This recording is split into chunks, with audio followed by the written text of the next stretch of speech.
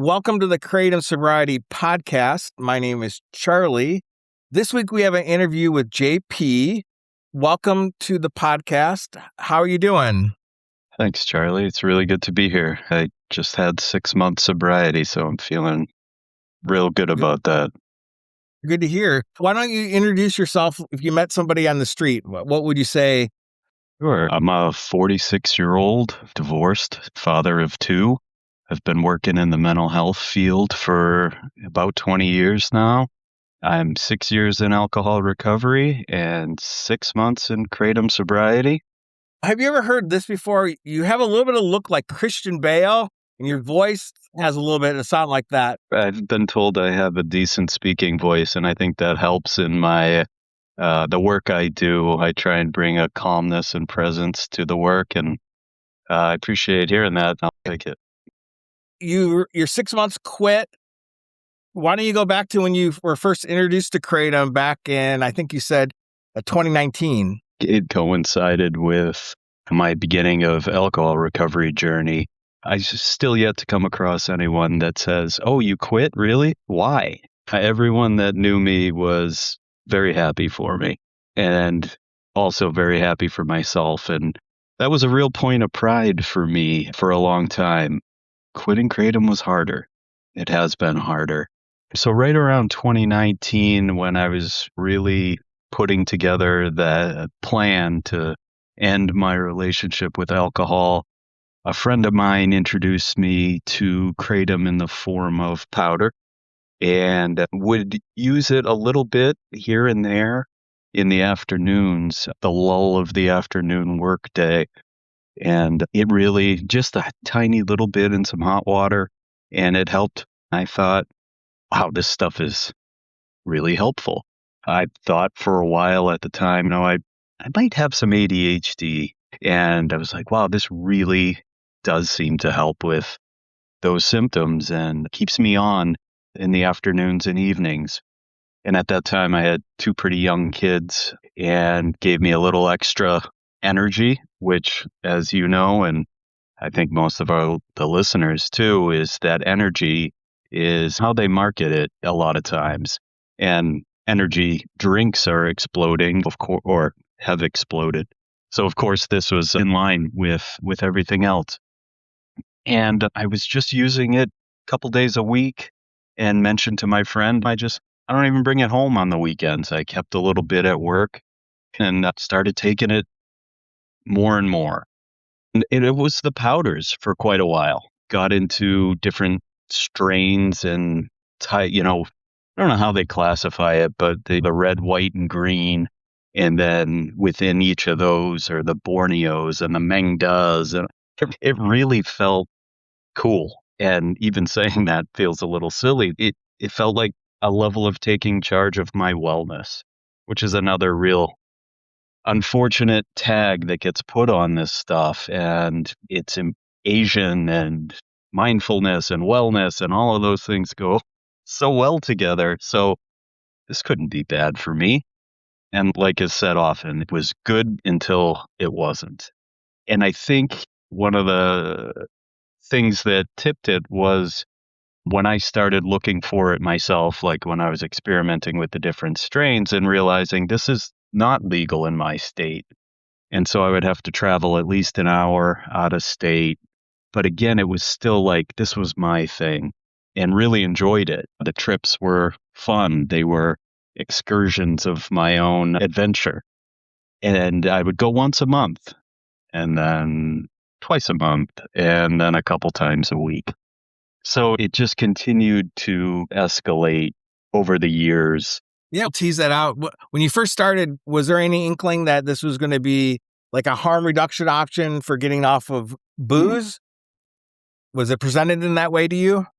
I did notice that it did make me, again, at least at first, more sociable. And that was a big thing with not drinking anymore. How do you socialize? How do you relate to other people in social settings, go to concerts, do these things when you're not drinking? And Kratom really helped with that. I felt like I had my alternative and there wasn't anything wrong with it while we're on the subject, why don't you talk about your alcohol recovery? Yeah, grew up in a family of drinkers, really, particularly men. There were two things I like to say was in common with the men I was surrounded by growing up: anger and alcohol. And I that got passed down, even though I wouldn't have necessarily wanted it to, it did. And that I work a lot with men in my field and how to challenge some of these stereotypes of what being a man in this world is, and was doing real well with challenging the anger part, but not so well at that role alcohol played. And it just made me into somebody I wasn't proud of and did things that I regretted and acted ways I regretted. And I mentioned having children, and when they were very young, it I didn't want them to know me as a drinker or a drunk or however I wanted to put it. And so I there was some dissonance with being in the field and helping people overcome some of the things I was really struggling with. And so when I was able to, with the help of professionals and seeking help myself, able to let that go and became the father I wanted to be, the professional I wanted to be, the friend, the son, the partner, all those things. And really felt that point of pride. And in the beginning with Kratom, how this shifted over is I felt like I was achieving this, and the desire to get there was legit and real and still is. And the vehicle was certainly not the correct or the healthy one to get there. How long have you been off of drinking? Over a little over 6.5 years. And right when my 6-year anniversary came around last fall, I wanted to add alcohol kratom to that. And so they're maybe a week apart. I just decided it's the same day.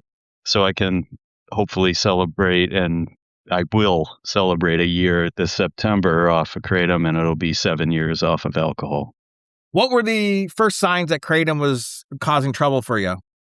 Yeah, I think it was upset stomach, vomiting, not eating healthily anymore, where it was a motivator at the beginning to do other things, doing the other things stopped and just doing the kratom took over.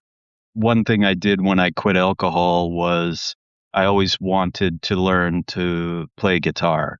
It was something I'd never done. I didn't, for whatever reason. I don't know how connected it was to alcohol, but I decided I'm going to learn something new to help myself with downtime. And so when I started doing using kratom, I would use it and go be social, like I said, and felt some of those barriers were down. And then I just was content to sit and play guitar and do nothing else. And really use that in some ways to say, I'm doing this thing, I'm invested in this, so it's helpful. But it was sedentary and isolating. So you started off on powder. Did you stick with powder or did your use of products change over time? They changed a bit. The blue bottle that everyone references was something I would dabble with when I would go different places. I have a lot of family on the East Coast, and those blue bottles were available at every convenience store. And at the time, I don't know, they were sponsored by a Division I college athletics. And I remember seeing that, and again, really, really put in the place of this is an alcohol alternative, and this is something that will help you with energy so that you can exercise and reach optimal performance, or whatever the heck the slogan was. And just swallowed that slogan and the blue bottles hook, line, and sinker. And so I would use those out there. And then in my trips across state lines, the shop I went to, it wasn't a smoke shop. It was actually a CBD slash kratom shop. And they switched their whole line over to a specific brand that then started making sodas and gummies and extract shots and all these other things. And kid in a candy store kind of feeling. I'll have this for this time and this strain at this time and being my own chemist. And I laugh now, but man, was that just tempting as can be for me and made me really think I'm really investing in the wellness. So I got real into the sodas. There were 16-ounce sodas and the gummies. And so I would just alternate. I'd go out of there with like a cart full of things to just enhance me. And really it was just dragging me down in different ways. But it stopped the bellyache from the powder because I went from the teas that I was mixing, boiling up water and almost ceremonially doing this to just shoveling spoonfuls of the junk into my mouth. So along the way, did you ever attempt to quit and have the inability to do? You know that nagging feeling you get when you wake up in the morning or you're laying there at night and can't sleep? That just started happening more and more often. So I started doing some research and found what I was looking for. The things that said, this is not addictive, this is great for pain, this is harm reduction. And so I found myself researching it more and more often because I had that feeling more and more often and started seeing this is what probably on the other side of the pandemic is when I was starting to really develop that dissonance to I'm saying I'm doing one thing, but I'm really feeling another. I would say probably the making it through the pandemic and not drinking really kept my focus. I quit drinking, and that's the main thing. So as we came out of that, I was starting to really re-engage a different way, like try and re-engage with people, or I knew I should be, but really wasn't. I may have taken a month off before I really decided to be done with it. It wasn't a time of significant withdrawal yet. I was rejoining some friends, starting to go see live music again, which is something I really love, and remember running around and realizing I was really frustrated about that. And but then just knew where to go once I was in familiar territory and got some more and just didn't really think about it much for a while. And a couple years later, I got back, and then I think that's about when I switched to the drinks because I was going to go back to it, but the sodas were going to be better for me than the powders I get was my thinking. And so I got on that train for a while, and then I got invited by my partner to go to Europe and was not concerned about withdrawal at that point, but knew I couldn't pack a suitcase full of 16-ounce sodas to take with me. So I bought as many capsules as I could and took them with me overseas. And within about 48 hours, I felt I was up all night, skin crawl, bugs on my skin kind of thing. Thought I caught something on the plane. It just didn't click for me. And the powdered pills were not staving it off. I think it took a good 3 days before I was feeling like a normal level of ability to function. And this was a hiking and walking trip. So I was really struggling and made it through. And where I flew in and out of was in the state that I would drive to. And I drove right from the airport to the store on the way back home and couldn't wait to get that soda in me and felt better right away. And essentially, that's when I knew this is even bigger than I ever thought it would be or could be. Did you have some kind of bottom with Kratom? I think that on that trip to Europe was the bottom. It was a bottom. And being with my partner on that coming back, like she experienced my significant distress and really started talking to me about it in a very wonderful way, non-threatening, non-judgmental, but like a, hey, I'm concerned. And that's when I kind of said, me too, and I don't know how to do this. And my ex-wife came to me one day, and her and I are very close. And she said, I don't know what's up, but something's up. I would know if you were drinking again. I don't think it's that, but something's not quite right. And so thankfully, I had the people around me to just give me these observations and say, what are you going to do?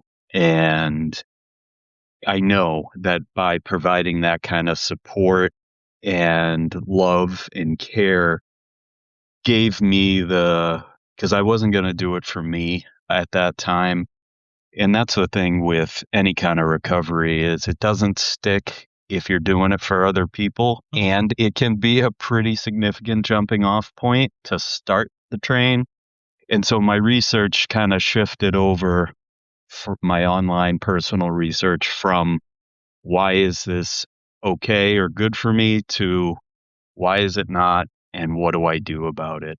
And frankly, that's when I heard about this podcast and learned about the Quit K supplements and the recovery groups. And so I started immersing myself in some specific recovery stuff because that's really what helped me with alcohol was hearing other people's stories, reading Quit Lit, getting invested in what am I doing for my true health and wellness today? What am I doing for my recovery? And I was pretty hell-bent on not going the route of Suboxone or anything other than supplements or this or that, and found some support folks, and that kind of began my recovery. But what I did is said, okay, I don't know how to get off. How can I cut down or get off of these sodas? So I got back on them when I came back from Europe and then switched over to this brand that makes the sodas also made some gummies. And they were just to speak of the sodas were 85 milligrams. I looked it up before we spoke because I've tried not to pay much attention to them since. And they were 85 and 100 milligrams, and they were extract, but it claimed low or no, very low amounts of 7-OH. And so I was like, okay, I can shift. And so I shifted to the gummies, and then and would have them or quarter them and kind of worked that down a bit and then found an addiction specialist to meet with and have somebody else help me develop a plan. How many of those sodas were you drinking a day, and how often? Yeah, I was 7, 8 of those 16 ounces a day and a minimum of 4 or 5. And I don't want to do that math, but it was a lot of fluid, not enough space Yeah. for adequate nutrition and hydration. Pocketbook wise, what did that on average cost you? I would think I was driving that good hour and 15 minutes one way, so about 3 hours twice a week, around $200 a trip. So all the gas and all of that, it was a lot. So yeah, 2 trips a week, couple $100 a trip. I could see that could eat up your wallet. And roughly. Yeah. So were you able to taper with the gummies, and what was your quit plan? Yeah, I tapered with the gummies. So I met with the addictionologist, MD, and thankfully he had some experience with this and told me his plan, which would be Suboxone and a few other things to help. And I said, I wanna be accountable. I wanna set this taper plan without those things first. See how it goes and use his plan as my backup. And I disappeared for a while because I couldn't hang on. And not because he was judgmental or anything other than supportive. I wasn't quite ready. And I think about 2 months later, I called him up and said, I'm ready to take your suggestion, and went back in, and he laid out the Suboxone plan with some clonidine as well. And I started that, and that was, towards the end of September this past year. And I followed the directions and went through that plan. Did you do a short-term taper with Suboxone, or are you still on Suboxone today? I'm down to I'm down to 0.66 milligrams per day, which is feels pretty damn good too. Yeah, that's a pretty low dose. Yep. And I think it's really just that same thing where he's helping me go at the pace that feels for me. I was looking back to, I believe, so I had to wait 24 hours from my last Kratom dose to take the initial Suboxone dose, which was, I believe, 12 milligrams, and slowly tapered that over the last 6 months. I was kind of rushing it. I wanted, because he said it takes about 10 days to develop some level of dependence on this stuff. Thankfully, he said, as I was going through it, to not do that, to go much slower, and put a prescription on hold for me at the pharmacy when I wanted to be done with it. And after maybe that first 48 hours, I didn't feel like I was able to be done with it, and was able to go back to a very low dose. Maybe it was 2 or 4 milligrams a day, and then really just stuck with that for several months. He really was great with framing it as, I know you want to move. I know you want to be done with this. And stability is the key here. Consistency is the key here. And I really just latched on to his expertise. That's what I went there for, and brought in a bunch of my old recovery stuff. My way got me here. There's a reason I sought professional help. Once I started listening and stopped trying to will my way through it, things got a lot better. And continued the listening to this podcast, continued looking at that idea of what health and wellness and spirituality really is. And I'm not going to find it in a powder or a pill or a can. And so started adding some other things into it to help support me. Great. And so did the Suboxone take away all the withdrawal symptoms, or did you still experience some of those? I've heard some other folks on here talk about the psychological withdrawal experience, and mine was far more psychological than physical or physiological. And it didn't take it away completely. And I think that is a good part or a necessary part of the process. Anxiety was significantly high. Being on any substance for that period of time, so much life had happened that I had Kratom allowed me to just be okay with, and I didn't process it the way I needed to.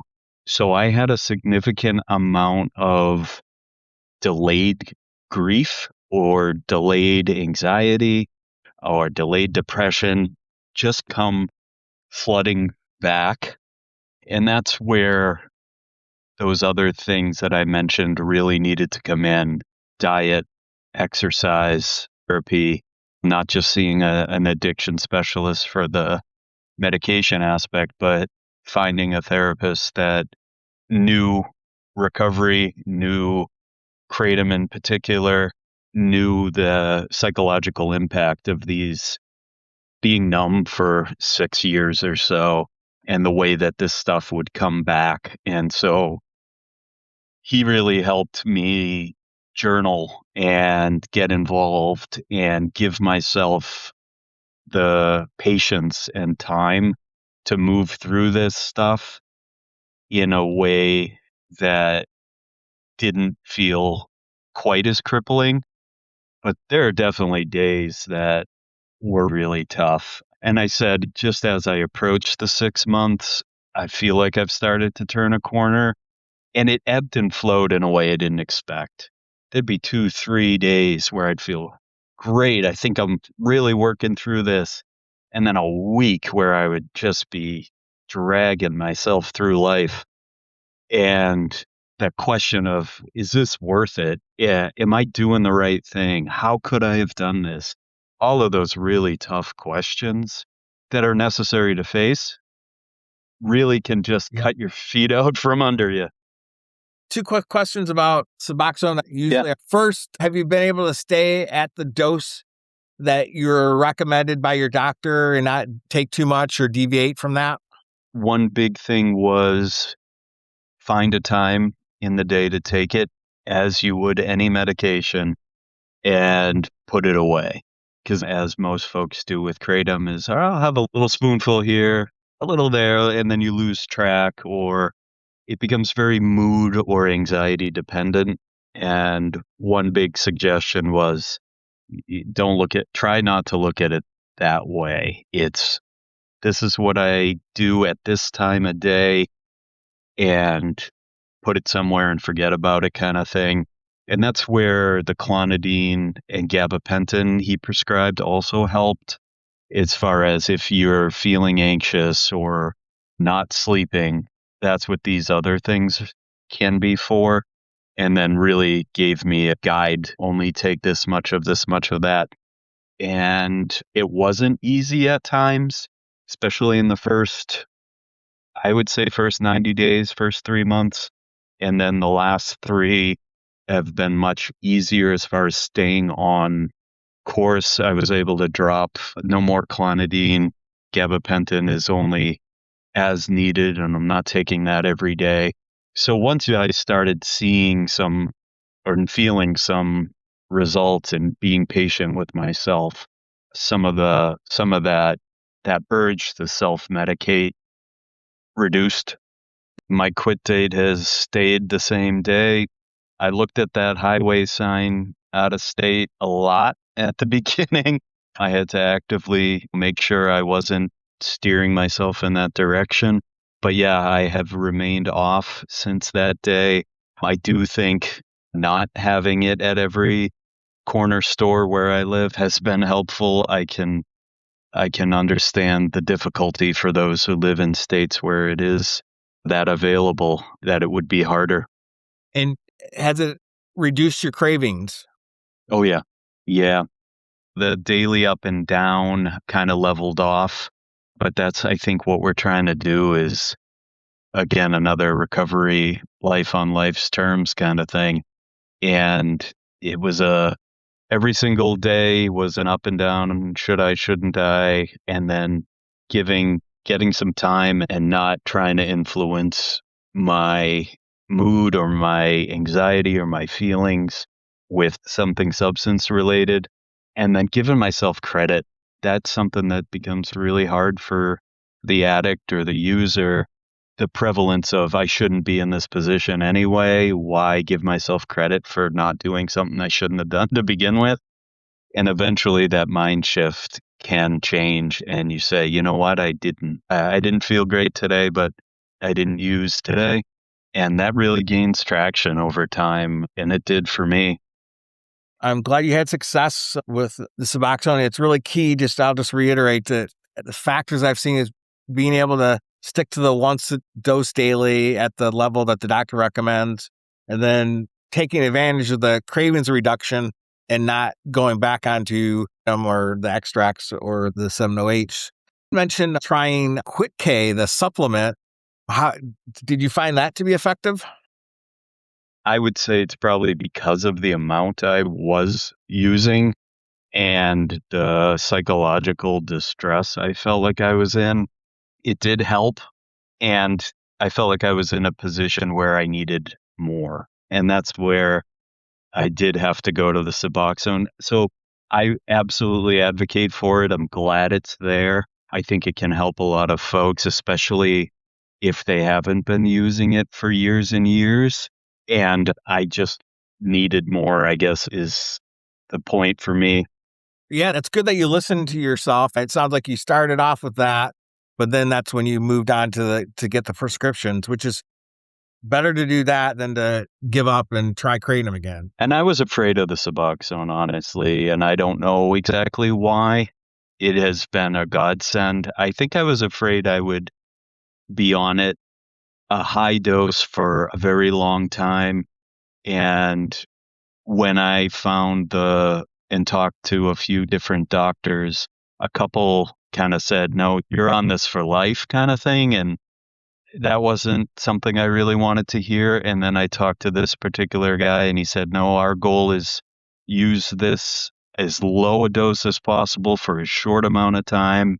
And I've had success with others, particularly with Kratom. And I have faith if you stick to it, it'll work.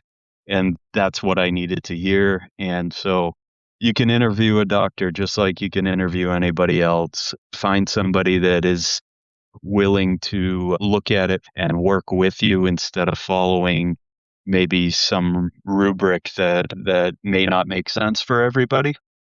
Yeah, I've talked to scores of people and everybody's individual.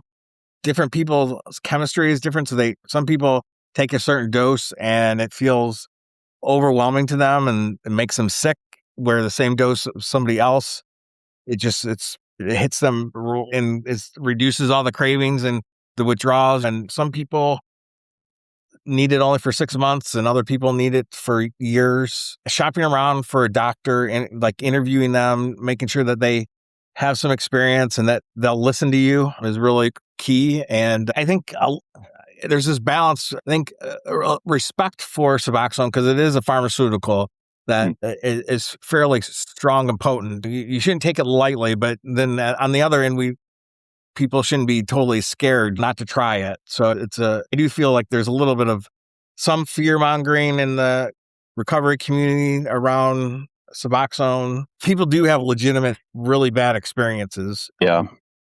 Shifting a little bit of gears, because I know you work in the mental health field. So how did your own clinical experience and expertise influence your quitting experience and how you approach this? Yeah, I think, as I said, with alcohol and giving that up only helped me be better at my job. The same is true for Kratom, and now I really would like to be able to help others that are going through this, which is part of why I wanted to come here. And I think it's also very, very hard to be as hypocritical as I felt at times with helping folks make changes in their lives while staying pretty stuck myself. And one of the things too is outside of yourself, these aren't problems getting support from AA or NA or Kratom support groups. And really the idea of practicing what you preach is a huge thing. I wouldn't call myself a preacher, but the statement still works. And cluing others in your life in on what's going on to help with accountability, strong enough not to do it on your own, but strong enough to say, I need help, is another big component of the change process, whether we're talking depression, anxiety, bipolar disorder, or recovery. We're not made to do these things alone, and really being able to be humble enough to say, I need help, and willing to accept that help those are some of the just key components to any sort of change process in our lives, mental wellness, addiction.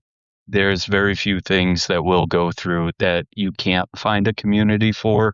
And I think searching out that type of community, even if you don't have close people, friends, relatives there are so many people out there looking to help. Just search for what you really need. When I started searching for why I should be off of this instead of why it's not a big deal, I found you'll find what you're looking for. So really pair what you need with what you look for and try and take what you want to hear out of it as best you can. Yeah, Kratom is very attractive because there's a lot of wellness marketing around it. The appeal to nature. It's a plant, and then it doesn't count as a drug, especially if you're already in recovery. You don't have to change your sobriety date. In your quitting, has there been any other tools or resources you relied on that you haven't talked about yet? I would say that idea of wellness, back to nature, spirituality, those things, if they are part of what drew someone to this, not to give up on that pursuit of wellness and being my best self actually took off once I dropped the kratom from the program. So I actually, for the first time in my life, started meditating daily. That was 2 months ago. It wasn't something that was possible in my early recovery, though I am still early in some ways, but don't push yourself too hard too fast. Let it come. Exercise was absolutely critical, but really, really looking at this from that holistic wellness approach that may have got you into the kratom world to begin with. It is a journey worth pursuing. Just be aware of the vehicle you use to get there, I think is the biggest thing. Don't give up on that pursuit. Is just finding a better way to get there is actually really the way to go. When you're not at work or in doing your recovery support activities, what do you do for fun? Like a lot of folks, I do enjoy being outdoors in nature. I've got a couple of middle schoolers that I love hanging out with and doing all of their events. I am able to be there and be present. I like to play the guitar and just like to be an active person. And again, I'm not sitting alone by myself anymore.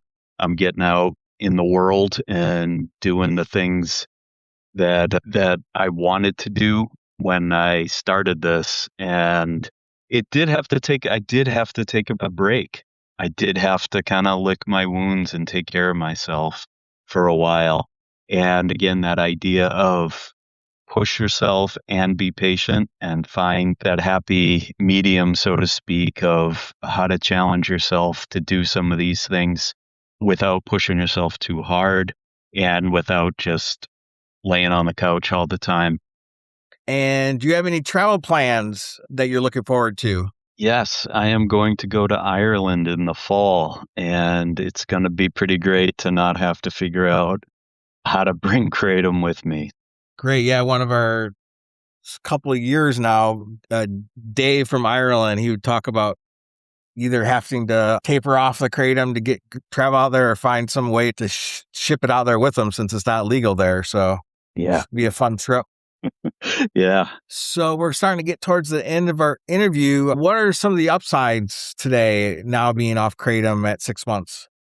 Finances are getting closer to being in order. The all-consuming thoughts of how much do I have left? When am I going to get it? It's just not on the brain anymore. And being an active participant in my life instead of a passive one is an actual reality now. And lying to yourself, it's not the best thing for a satisfying life and feeling good about yourself. So really starting to emerge from the being hard on myself and starting to enjoy pretty much everything in a different way. I can't speak highly enough about what it feels like to it's worth the frankly agony and back to the you don't have to do it alone. You don't have to suffer for change. You can get support through friends or family or groups or medication assistance. There are no points for heroism. It's getting there. Yeah, and it's got to be a big with your daily job to be able to show up and to help other people through their life experiences and their mental health challenges to be able to, you must be able to feel way more present and more confident. And now that it's been enough time, I'm feeling like I can start sharing some of this part of my journey too. And with so few, it's growing now, the awareness, but with so few people in some respects knowing about this, when someone is seeking help, to go and know somebody's been through this before is pretty comforting. Do you have any advice for somebody that wants to quit and they're thinking about it? Yeah, I think it's the take stock in where you're at with it as far as some of the great questions you ask. What is the toll that it's taking on you financially, physically, socially, and do you want a change? And then becomes the big question of how. And so start tapering to the best of your ability and look for the resources that can support you. And again, back to that, no points for heroism, and try and stay consistent and move at a pace that works for you. All right. And any parting thoughts or anything? I just want to express appreciation for what you all do here, and I want to express hope and encouragement to everyone listening to keep going and to do this. It's doable and it's worth it, and you're worth it. We appreciate you sharing your experience, strength, and hope, so to speak. And thanks a lot. Thank you, Charlie. Much appreciated.